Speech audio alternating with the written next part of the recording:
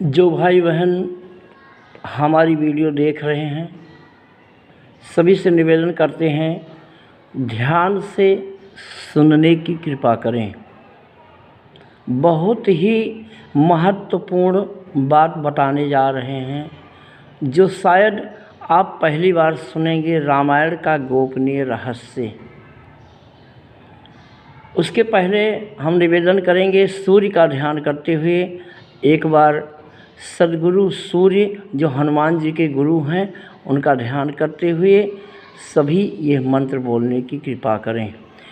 ओम विश्वानि देव सवितर दुरितानि परासुव यद भद्रम तन्नेयासुव।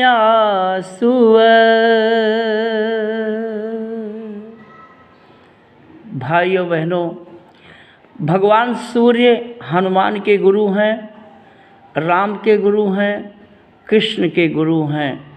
क्योंकि भगवान राम, कृष्ण, हनुमान सभी देवता गायत्री महामंत्र का ध्यान किए। तो क्यों किए? क्योंकि गायत्री महामंत्र में सविता का ध्यान किया जाता है। सविता क्या है? सविता एक सूर्य जो आसमान में चमक रहे हैं, वही सूर्य के समान हम सबकी आत्मा है। आत्मा भी सविता है, लेकिन आत्मा हम सबकी सुप्त है।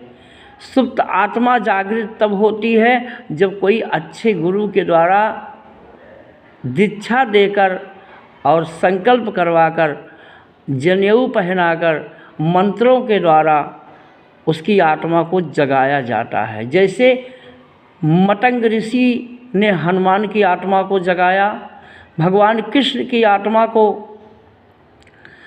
श्री संदीपन ऋषि ने जगाया, भगवान राम की आत्मा को श्री विश्वामित्र जी गायत्री महामंत्र के द्वारा जगाए। कहने का आशय, आज लोगों की बुद्धि, विवेक, ज्ञान, मन, आत्मा सब सो रही है।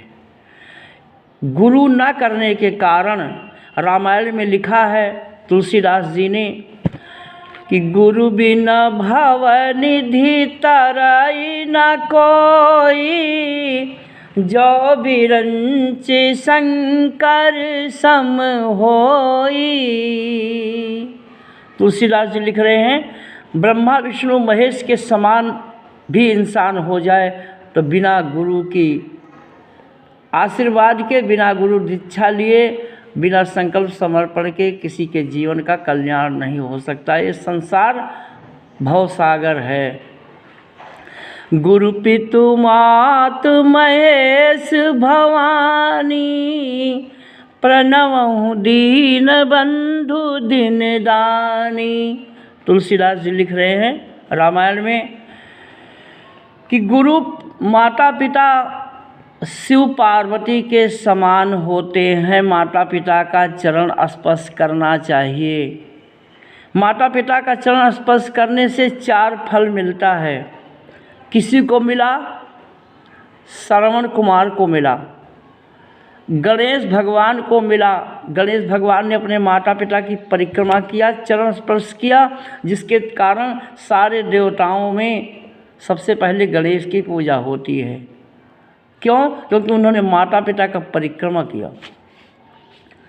भगवान राम सुबह श्री विश्वामित्र जी के आदेश के अनुसार क्या करते थे? प्रातः काल उठी श्री रघुनाथा, मात पिता गुरु ना वही माथा। आजकल के बच्चे क्या कर रहे हैं? आजकल के बच्चे राम के आदर्श को नहीं अपना रहे हैं। केवल जय श्री राम तो कहते हैं, लेकिन करते क्या हैं? प्रातःकाल उठी श्री रघुनाथा, मात पिता गुरु मारह लाता। आजकल बच्चे माता पिता को लात से मार रहे हैं, घर से निकाल रहे हैं। बच्चे बड़े हो जाते हैं, अच्छी नौकरी करने लगे, अच्छा पैसा कमाने लगे, तो बहू बेटे मिलकर क्या करते हैं, कितने माता पिता को घर से निकाल देते हैं, वृद्धाश्रम भेज देते हैं। बताइए, भगवान राम, श्रवण कुमार, भगवान गणेश, भगवान कृष्ण अपने माता पिता के लिए अपने मामा को भी मार दिया। माता पिता सबके पहले गुरु होते हैं, भगवान के समान होते हैं। विश्वामित्र जी ने समझाया होगा राम को कि बेटा तुम्हारी माता भी गायत्री हैं, तुम्हारे पिता भी गायत्री हैं। त्वमेव माता च पिता त्वमेव बंधु च सखा त्वमेव। सबकी माता भी गायत्री हैं, सबके पिता गायत्री हैं, सबके भाई गायत्री हैं, सबके दोस्त हित मित्र गायत्री हैं, सबके बेटा बेटी भी गायत्री हैं, क्योंकि सबकी आत्मा जो है वो गायत्री हैं। प्राण सबका एक समान है, शरीर सबकी अलग अलग है। कहने का आशय, भगवान सूर्य की आराधना, गायत्री महामंत्र में भगवान सूर्य की आराधना की जाती है, जो सारे संसार की आत्मा है सूर्य।